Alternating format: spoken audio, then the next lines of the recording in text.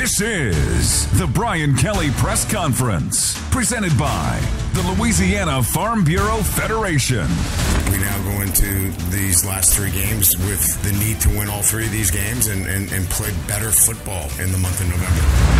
The Fighting Tigers are back on the road. It's Florida and LSU in the Swamp. Coming up, Coach Kelly discusses this week's preparation and practice. But first, from the Capital One Studios, inside legendary Tiger Stadium, here are your hosts, former Tiger Gordy Rush, and the voice of your Fighting Tigers, Chris Blair.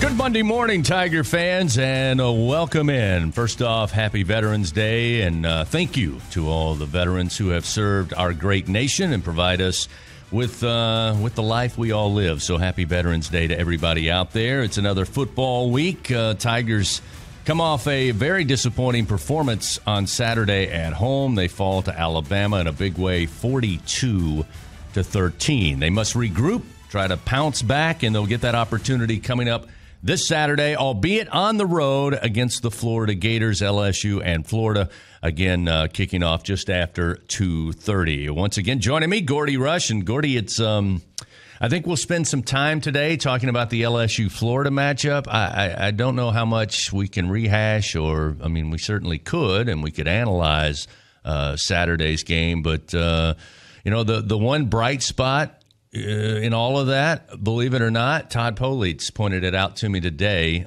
There were times where LSU offensively put some drives together. Unfortunately, as we all saw, unable to finish those drives, but never went 3 and out against Alabama. And you may have to go back a ways to find a game where you didn't go 3 and out. But outside of that, it was Alabama's night. Jalen Milroe had a career high a year ago in Tuscaloosa with 155 yards. He beat that with a new career high on Saturday, also accounted for 4 touchdowns for Alabama. They only attempted 18 passes. It was a running attack that was led by Milroe, which we knew was a possibility, and Alabama gets away with a big-time win in prime time. Yeah, it was a dominant performance by Alabama. Let's call it what it was. And Jalen Milroe, everybody knew coming into it that he was probably going to run the ball a little bit more. When the rain came in Tiger Stadium, pretty much guaranteed that he was going to run a little bit more, and LSU's defense was not up for the task. Look, offensively, I thought LSU did a better job of running the football than they did in College Station. They rushed for 125 yards. Of course, Caden Durham in that first series broke off a 45-yard run. He actually averaged 8 yards per touch on the evening. But for offensively, what happened was third downs, where Alabama at one point, when the game was still being competitive, they were 7 of 9 on third down, and LSU was 3 of 10. LSU couldn't make the big plays. And then I thought 2 turning points in that football game, Chris, was the Nussmeier fumble after getting the missed field goal at 14-6, and then LSU drove the length of the football field with the first series of the third quarter, and Nussmeier throws the interception down there on the 3-yard line, and after that, LSU never recovered. Yeah, I mean, it's interesting. You can always go back in a loss, and we do it every week, and coaches do it, fans do it, and obviously those who cover the sport do it, and that is these big moments, and you pointed out 2 of them in the game on Saturday, and it seemed to be a theme. You never want turnovers. Usually you could make an argument that any turnover, any time in a game is not good. But sometimes, based on the way the game is going, based on the way momentum swings back and forth, they can be very, very costly. And it felt like the 3 turnovers, especially the first 2, again, to your point, when the game was still being competed, really just came at the worst possible time. And you had a sense after Alabama took the opening drive, Jalen Milroe finds the end zone, 7-0. Okay, but the fans are still in it. LSU gets a great kick return from Thomas, starts up at midfield. Caden Durham on the run downhill, sets him up at the 5-yard line. Unable to punch that in, and that's been a problem for the Tigers, a lot this season. And again, to me, that was also, even though it was very early and it was just 7-0, I thought that was a big missed opportunity. No, it was a huge missed opportunity. And, again, LSU gets behind. And the key for LSU offensively, then Jacob and I talked about it in the recipes for success, was that LSU had to take advantage of running the football. We knew they had to be more balanced.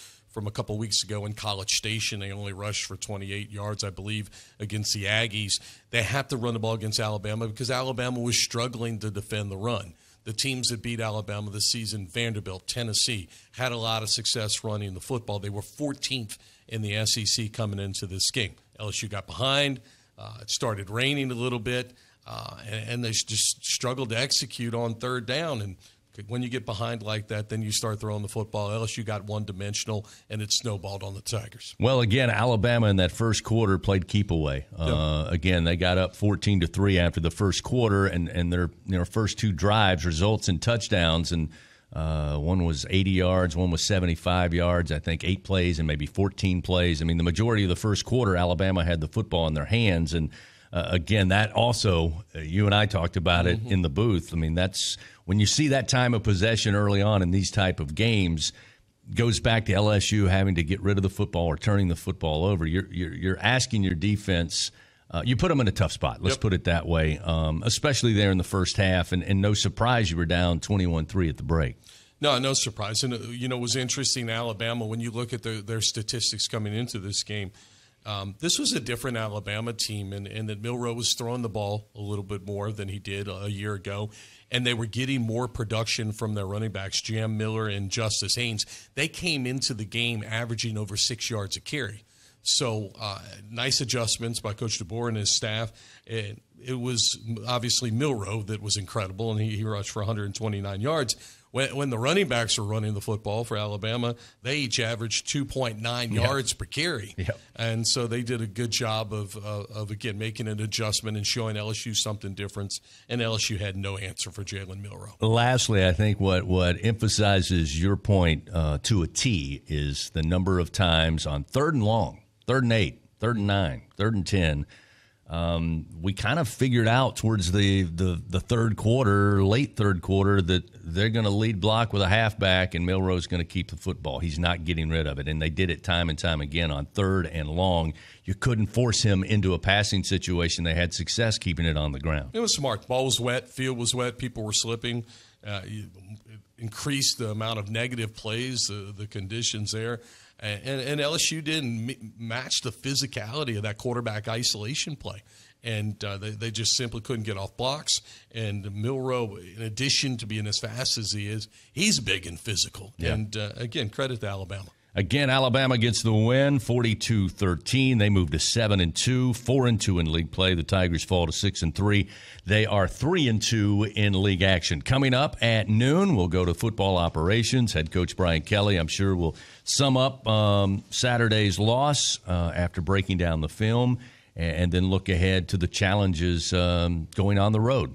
First of all, it's an SEC game. Going on the road is never easy. We'll talk about the Florida Gators, injury-riddled, but we have a little bit of an update earlier today from Coach Napier's press conference in Gainesville. So we'll talk about the Florida Gators and look at this matchup with LSU before we hand it off to the coach at the top of the hour. So stay with us. More to come. It's the Brian Kelly press conference. There was a time when a person's word was enough. A time when a handshake meant something, and integrity really mattered. For over 70 years, the values of Farm Bureau Insurance have been rooted in hard work, faith, and family. In that time, we've seen the world change in many ways. What hasn't wavered is Farm Bureau Insurance's commitment to protect our customers' way of life and serve the communities in which they live when they need us most. You deserve more. You deserve a promise. Learn more at lafarmbureau.com.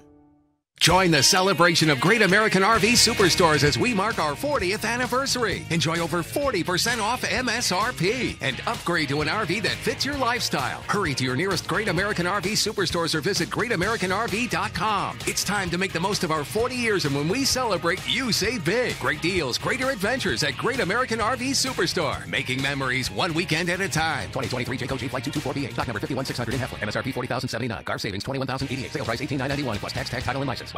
Tiger fans, this is Eddie Kennison, former LSU football wide receiver. If you know me, you know I'm all about making big plays. Tigers win! Tigers win! That's why I joined the team at LSU Sports Properties. Our goal here is to help businesses make big plays both on and off the field. If you want to give your brand that competitive edge and be a part of the biggest stage in college sports, give the corporate sponsorship team at LSU Athletics a call. Your brand, our fans. Utilize the power of LSU Athletics to promote your business and sponsor LSU Athletics today. Call 225-578-2788. Go Tigers. And here's Heather with the weather. Well, it's beautiful out there, sunny and 75, almost a little chilly in the shade. Now, let's get a read on the inside of your car. It is hot. You've only been parked a short time and it's already 99 degrees in there. Let's not leave children in the back seat while running errands. It only takes a few minutes for their body temperatures to rise, and that could be fatal. Cars get hot, fast, and can be deadly. Never leave a child in a car. A message from NHTSA and the Ad Council. Just moments away from the Brian Kelly press conference, presented by the Louisiana Farm Bureau Federation. Once again, here are Gordy Rush and Chris Blair. Tigers head out on the road. SEC play this coming Saturday. They travel to Gainesville. They'll take on the Florida Gators. That one at 2:30 Central Time. Coming up around 12 noon, we'll find out the fate and time of LSU and Vanderbilt, which will be back here at Tiger Stadium a week from this Saturday. Gordy, you look at Florida this season, and again, Coach Billy Napier's time there has not been without controversy. They haven't got enough wins, the recruiting, all of that, which is, when you don't win enough football games, all of those issues will come up. There was some hope this season coming in. Graham Mertz decided to stay for another year, certainly a veteran quarterback for the Gators. He goes down early with the injury. And then all across defense and offense over the last really 4 to 5 weeks, they have really been depleted at times, some for the rest of the season, some missing parts of games.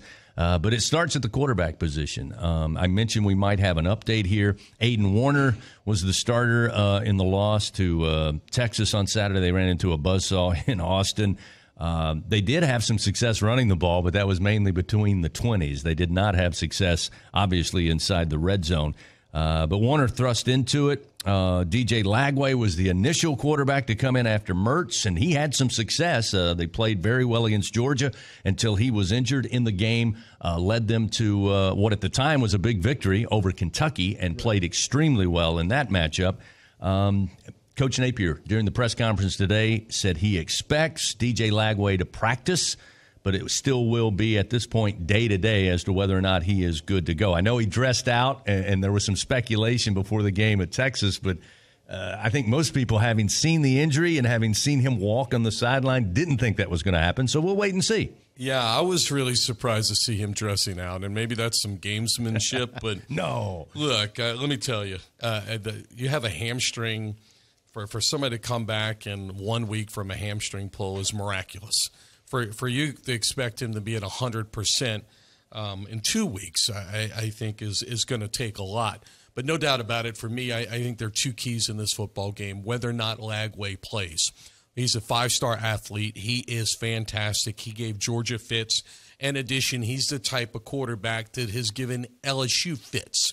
He's a mobile quarterback. He can run the football, and he can spin it as well. You and I talking before we took to the air here, and we discussed whether or not Lagway will play, how close to 100% he will be, or Aiden Warner as the quarterback. And you made a very good point. You said, hey, look, this is not all that dissimilar. If there's a possibility to see both quarterbacks at some point, whether it's Lagway first and Warner second, it is a situation where the offense for Florida changes dramatically based on who is behind center.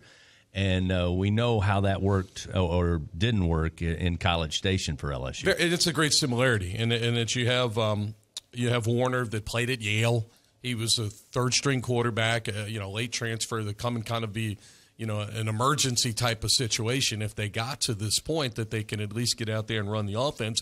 He's not as mobile as Lagway. They want to run the football and run a limited amount of play action, and the complexion of the game changes, in a big way if he's the quarterback for Florida. And so for me, the question is for Billy Napier, you've got LSU, you still have Ole Miss, and then you do want to beat Florida State.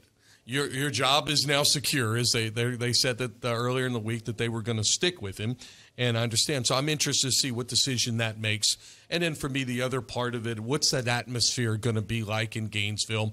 How do both of these teams react after losing in a big way, and how excited is that Florida fan base going to be now to come see this game, and for the people that are pro Napier or anti, and what's it going to – I've been in the Swamp the last couple of years. We have been, where it hasn't been an electric environment, and that's a big plus if that's the case for LSU. Yeah, I mean, I think you point out what the schedule remains for Florida, and once you've gotten the vote of confidence, which he did from the athletic director early last week, now you get a chance to beat LSU at home. And again, for Florida, for Billy Napier, I got to believe that's a ton of motivation. And it would be no matter who they were playing, but LSU and Florida, back when it was a East versus West, it was one of the most contentious rivalries. So to get a win, regardless of what's happened this season, I got to believe, hey, guys, we go out here and do this. This changes the narrative a little bit around the stadium. Yeah, so there's no doubt if Billy Napier had his way, that he wants Lagway to play in this game. He was a sitting coach over at UL, and his name got mentioned when this job was available, and obviously he wound up going to Florida. The other part of it, there's an athletic trainer saying, if we go out there and we tweak this ham streak, he's done for the season. He's done. Yeah. Whatever we have gotten accomplished here in the last 2 weeks, and trying to get him back to health. So that's the type of injury that if you want to roll dice and risk it, then you risk potentially him missing, the rest of the way. So it's a judgment call there, and you want to do what's best for the kid too. So I'm interested to see what happens. No doubt. All right, we talked about the offense a little bit. A couple of minutes here before Coach Kelly takes to the podium. When you watch some Florida games, and I watched the Texas game, I did see the Kentucky-Florida game, and watched the majority of the Georgia-Florida game. And when you're struggling on the season, everything's bad. Offense is bad, defense is bad, special teams is bad. But I want to get your thoughts, because when I watch Florida's defense, there's part of me that thinks they're not that bad. It's just the inability for the offense to stay on the field, put points on the board. Very similar theme that the defense has at times against very good teams, been put in tough situations. Yeah, I think a year ago I thought back to the game that I think probably cemented or helped Jaden Daniels propel him to the Heisman. That was two not very good defenses going at it. Florida was one of the worst rush defenses in the SEC a year ago. They have improved. I thought they did a nice job. They were better the last couple of weeks. They were good up at Tennessee. They played well in a competitive environment. They were good 2 weeks ago. At Georgia, they were not very good, especially against the pass last week against Texas and Austin. Texas threw for over 300 yards, passing 5 touchdowns, and that's something I think that if I'm an LSU fan, I'm excited, being as leaning pass-wise as much as LSU is, the fact that Florida's coming off a game in which they struggled, giving up a lot of yards. 2 weeks ago, Georgia got some yards, but they also picked off back 3 times in the first half of that football game. We talked about the motivation for Florida. I think maybe the bigger question for LSU is the motivation now for the Tigers and the challenge of this coaching staff after the game Saturday and the way that game went down. All of the hype, all of the emotion, and then it just falls flat. Right. And people will argue, okay, LSU's out of the playoff picture now. Very long shot to somehow get a chance to play in the SEC title game. If all of that is true, it'll be interesting this week to, again, see how the team reacts going on the road to a team that, at this point, Florida kind of playing with house money. The coach has been told he's coming back.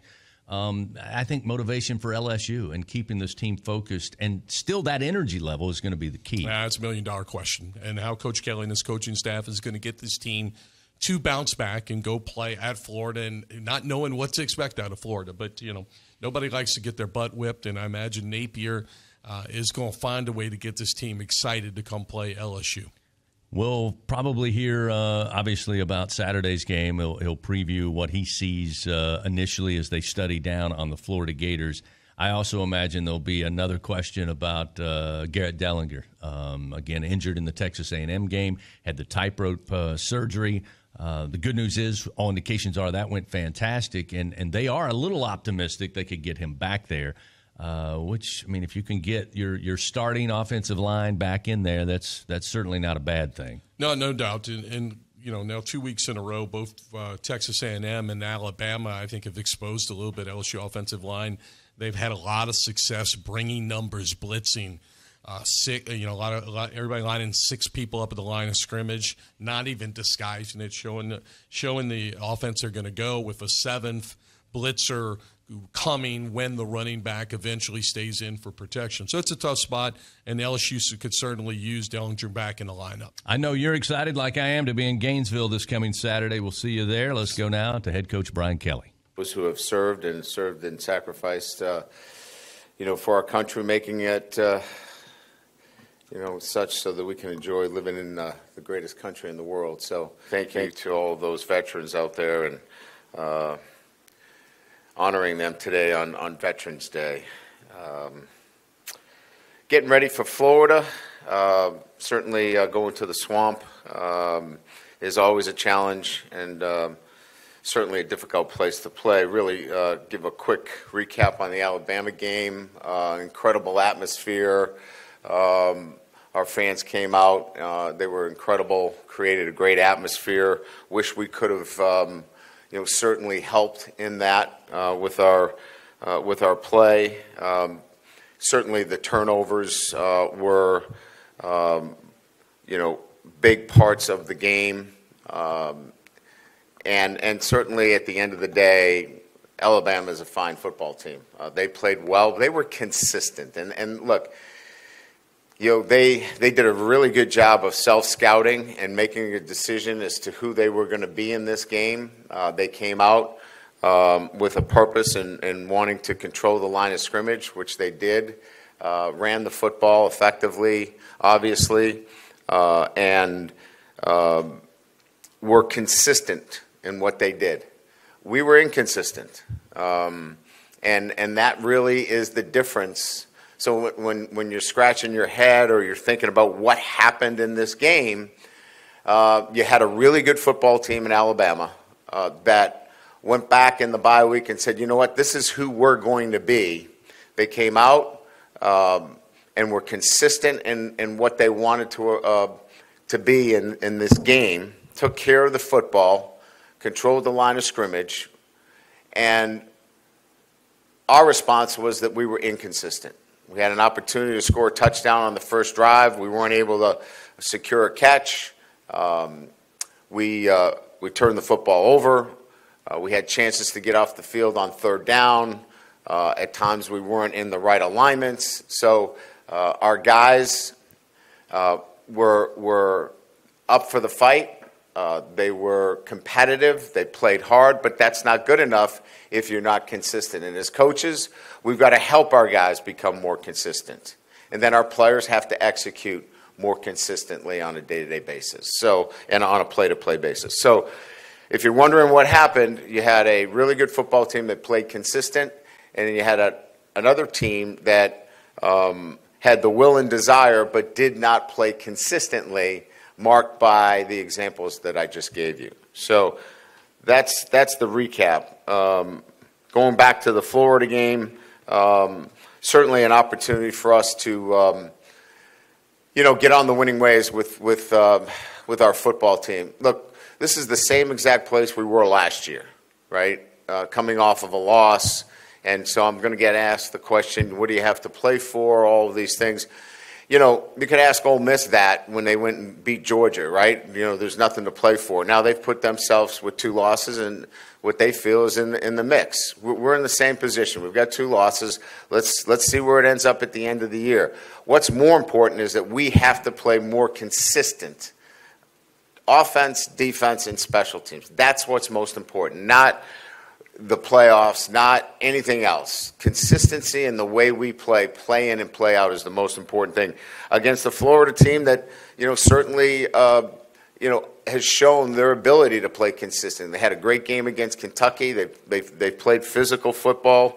They're getting some players back from the injury list. And again, as I mentioned, playing on the road in the SEC is no easy feat. So, again, this is about us. This is about us and our consistency and going on the road and certainly looking forward to playing a consistent brand of football. So with that, we'll open up to questions. Yeah, Coach, right here. It looks like DJ Lagway, Florida's quarterback's going to try to give it a go this week in practice. Just what do you, I guess, go about preparing for the potential of seing two guys in this game? Yeah, you have to prepare for both, right? I mean, it's certainly a quarterback that has a talent that we've seen on film in terms of what he does. We haven't had a lot of games, but we know of him. He can throw the football. He throws a great ball. He's athletic. And certainly we'll prepare for both quarterbacks. Hey, Coach, after the game, you said your team fought to the end. The effort is there. The last two games, are any concerns about physicality, toughness, those kind of things? No, look, at the end of the day, the guys are who they are, right? When we're in there fighting as hard as we can, it's hard to overcome a lot of mistakes that are being made. But we have to help them also. We got to put them in position to succeed as well. So part of this, as I said after the game, is as coaches, we have to do a great job of putting them in a position that they can succeed because these are our guys. And then, you know, they've got to be cleaner in the execution. So it's both working together. Our coaches have got to be able to do a great job of being more consistent in getting them in the best position to succeed. And then they have to be more consistent in their execution on a play-to-play basis. So, you know, it's looking at it from both lenses. Hey, Coach, how would you evaluate Joe Sloan's season so far up to this point? I don't evaluate coordinators during the season. I think everybody, you know, gets a chance to, you know, second guess a play call here or there.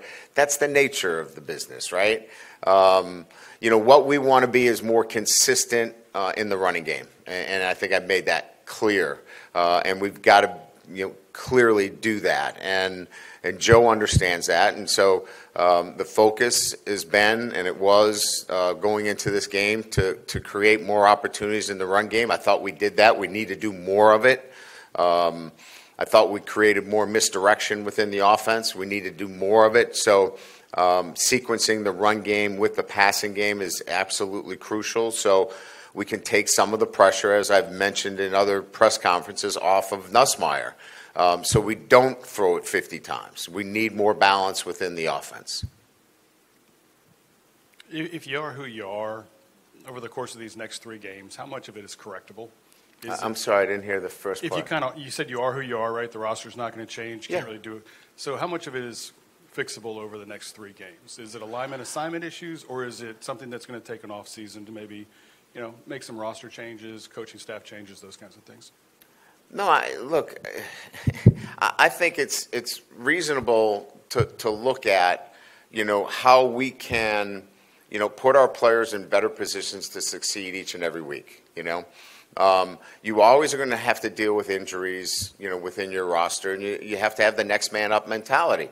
But that doesn't mean you can't, as coaches, always look to how you can be better at getting your players to be the best versions of themselves. So what do we have to do to help Nuss? And that's run the ball better. That's going to be something that can happen right away. What can we do to help in the quarterback run game? You know, can we play more multiple coverage looks? You know, can we be in different fronts? I know if you watch, we played some 5-down defensive fronts, you know, to help in those situations. So I think there's always the opportunity to grow and get better in the season. And as I said, you know, there's a lot for this football team to look forward to. You know, we've got, you know, the opportunity to, again, you know, finish the season strong and look towards a minimum of a 10-win season again. And that's important to this program, a standard that has been set that we want to continue to work towards that goal. Coach, do you expect Garrett Dellinger to practice this week? And what did you see from Paul Mabenga playing in his place against Alabama? You know, I thought Paul did some good things. You know, he moves his feet very well. You know, his insertion into the lineup for a first-time starter we were pleased with what he did, and I think he's only going to improve from that experience. Garrett will go out and run today, and we'll get a better sense of where he's at after today's workout.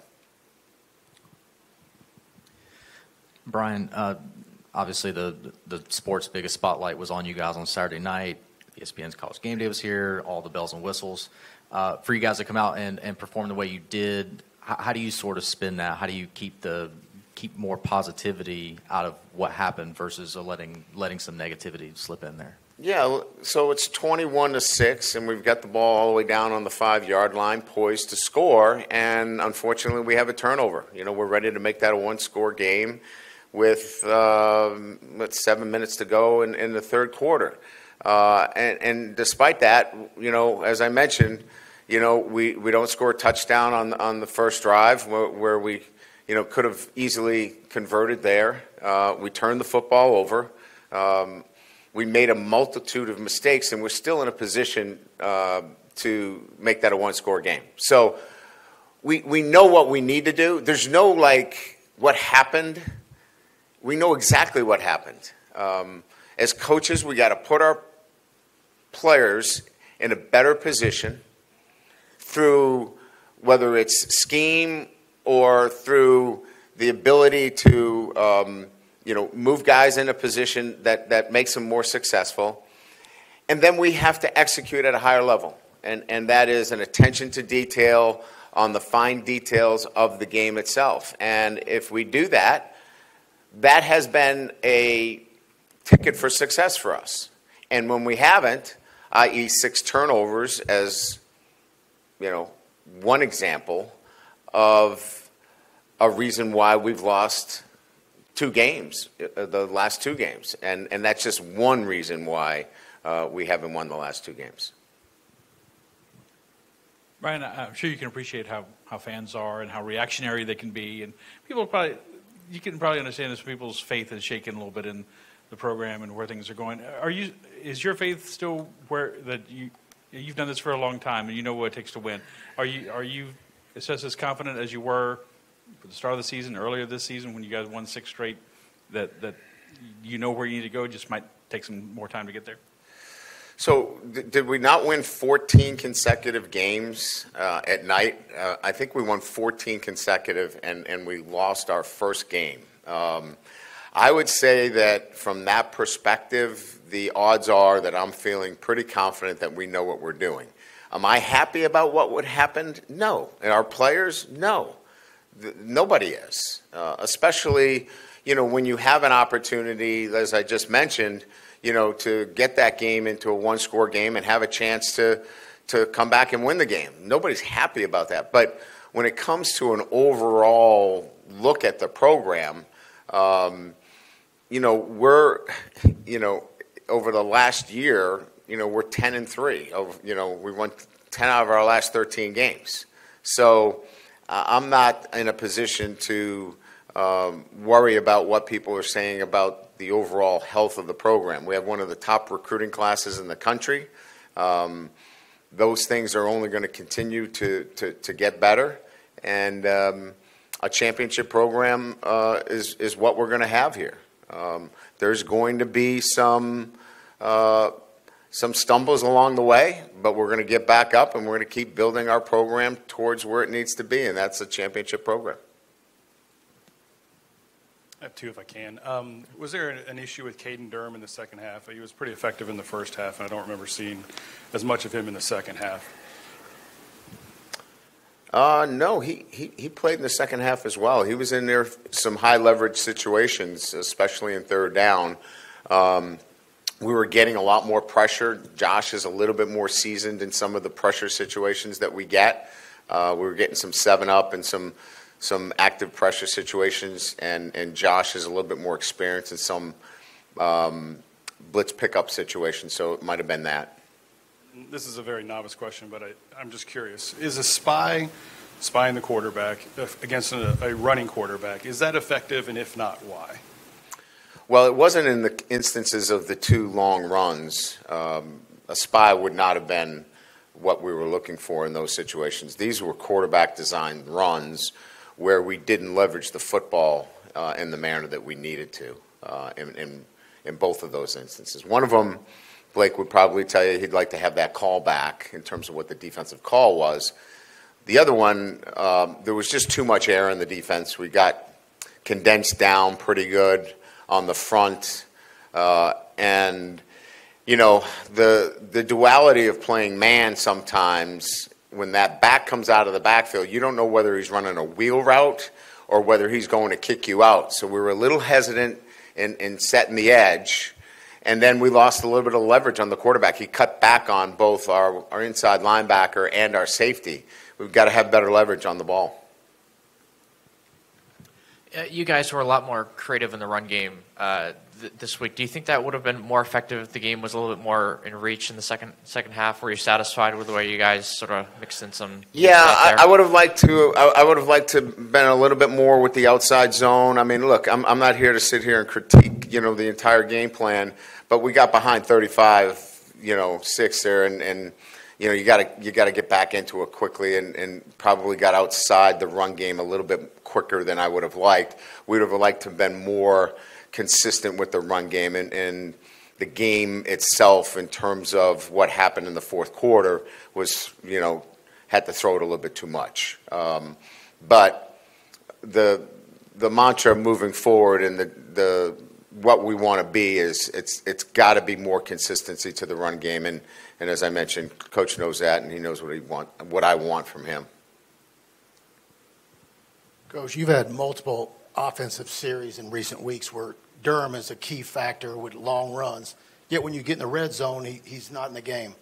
Is there a lack of confidence in him in the red zone? You mentioned previously that more seasoned, but is that the main factor? Are you saying?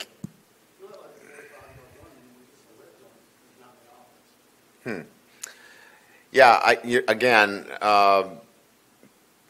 I'd have to know what plays we're talking about, and specifically, you're giving me an example of maybe when he wasn't in the game, but there's no like preconceived notion that we've got to take him out of the game when we get into the red or blue zone in those kinds of situations. You know, Frank is moving those backs in and out of the game based upon, you know, what the particular plays are. But no, there's no kind of thought process that, you know, hey, we're in the blue zone now, let's get him out of the game.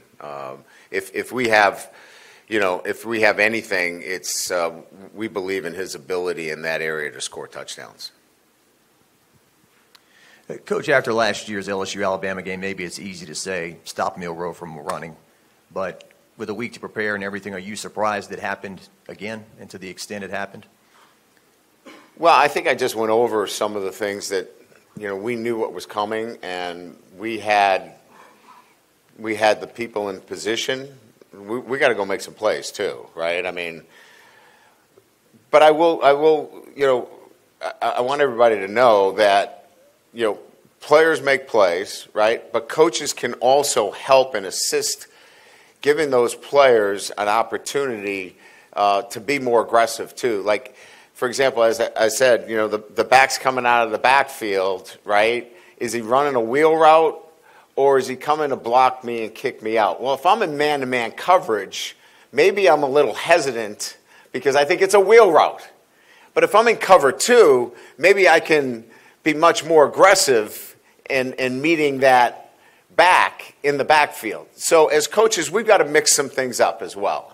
As I talked to Blake about it, he understands that as well. So, look, we're going to take full responsibility and accountability for what we need to do as coaches in terms of helping our players be in a better position, and then our players got to take responsibility for when we put you in position, you got to make the plays. And so it's a little bit of both in terms of stopping the quarterback. We knew what we needed to do relative to what Alabama did against us.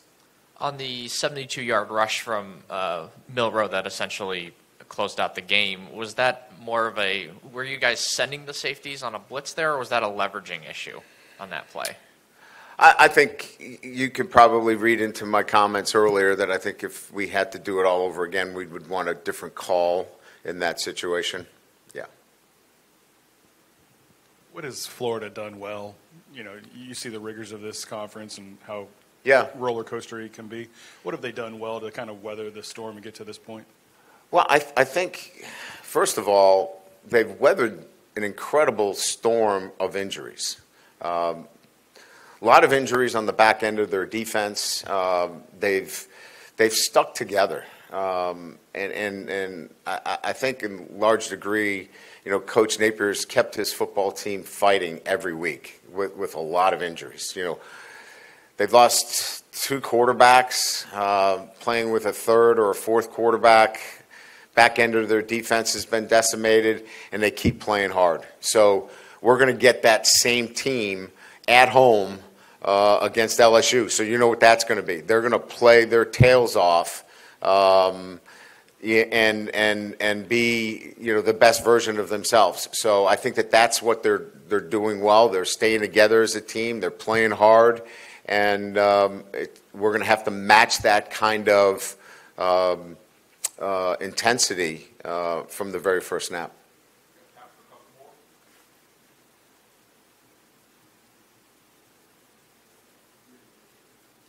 Hey, Coach, in the last 4 games, you've gone pretty heavily on defensive snap counts with some veteran guys. I think you talked maybe about going to that open by looking at the film and deciding who you're going to roll with. Yep. You weren't going to roll players as much. In the final 3 games, is there an opportunity to get some of those younger guys more snaps, maybe who were playing earlier? Do you look at any of that rotation? I mean, I think we have, from a defensive standpoint, it is all hands on deck. If we feel like you can help us, we have already identified the players that if they can help us, the 4-game situation relative to redshirting is out the window. So if we feel like there's a player that can come in and help our defense, we've already talked to the young man. We've already got clearance. We've already said, can we play you? And they've said, yes, I'm not worried about my red shirt. So anybody that plays from now on out, it's that they've got games remaining not to hit that 4-game threshold, or they've given us clearance to do that. We're going to play them. So this isn't like, hey, let's try to redshirt somebody for next year. This is all hands on deck. Anybody that can contribute or help this football team, we're going to put them on the field. Shelton Sampson's someone who has played a decent amount of snaps, but I still don't think he has a catch on the year. What does he sort of bring to the offense that is maybe a different look for defenses, or what does he bring to the table, essentially? Well, I mean, he's got size. I mean, look, I mean, he's trying to fight into a lineup that, you know, Xavier Thomas has taken a lot of his snaps there. Chris is trying to get some of those snaps. Chris Hilton's trying to get some of the same snaps. So you have a lot of depth there, right? And so this is much more about a competitive situation more than what he's not doing. It's much more that there's other players there that are stealing those snaps, and he's got to go take them from them. Good. Thank you. Coach Brian Kelly with this week's press conference spent a lot of the time talking about the issues from Saturday's loss to Alabama and a little bit on the Florida Gators. But make no mistake, the Tigers have to put Saturday behind them and get ready as they go on the road to take on Florida this coming Saturday at 2:30. We'll take our final break, come back, some program notes, and wrap it up on the Brian Kelly press conference. NIL is dominating the college sports scene, and LSU has positioned itself at the front of the pack. But to remain competitive and stay ahead of the rest, we need your support. Bayou Traditions is the official NIL collective of LSU Athletics. Join the tradition and become a member by signing up online at BayouTraditionsCollective.com. Members receive exclusive access to LSU student athletes that you can't get anywhere else. Help ensure LSU remains a leader in the NIL arena. Sign up today at BayouTraditionsCollective.com. There was a time when a person's word was enough, a time when a handshake meant something, and integrity really mattered. For over 70 years, the values of Farm Bureau Insurance have been rooted in hard work, faith, and family. In that time, we've seen the world change in many ways. What hasn't wavered is Farm Bureau Insurance's commitment to protect our customers' way of life and serve the communities in which they live when they need us most. You deserve more. You deserve a promise. Learn more at lafarmbureau.com. Hey, Tiger fans, 12 and younger, don't miss your chance to be a part of Mike's Kids Club, presented by Shell, the exclusive kids club of LSU Athletics. Join Mike's Kids Club for only $25. Get the official Mike's Kids Club t-shirt, free admission to select LSU athletic events, and much, much more. To learn about upcoming events and to join, please visit LSUMKC.com. The Mike's Kids Club, presented by Shell. The Southeastern Conference. It's the land of legends, the places, the faces, and moments. And he's going for it. It's a touchdown! We've seen the confetti fall again and again. We're not done. It's time for the next generation to make their mark and go from 14 deep to 16 strong. It's a whole new ball game in the SEC, and it just means more.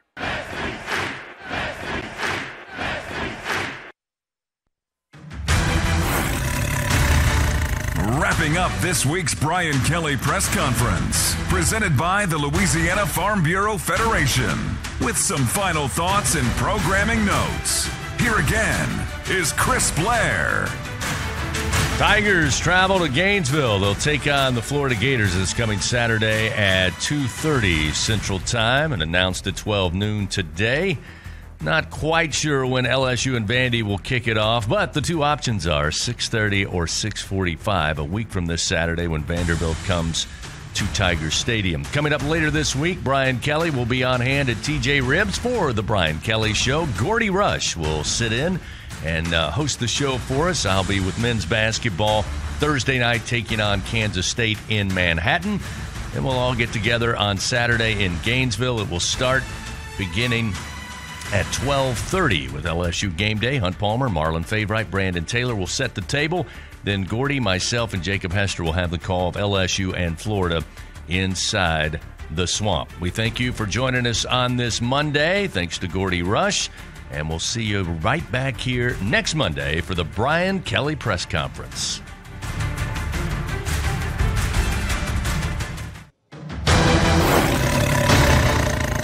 This has been the Brian Kelly Press Conference, presented by the Louisiana Farm Bureau Federation. For the very latest on the Tigers, follow LSU football on X, Facebook, Instagram, and anytime at lsusports.net. The LSU Sports Radio Network, a division of LSU SP and Playfly Sports.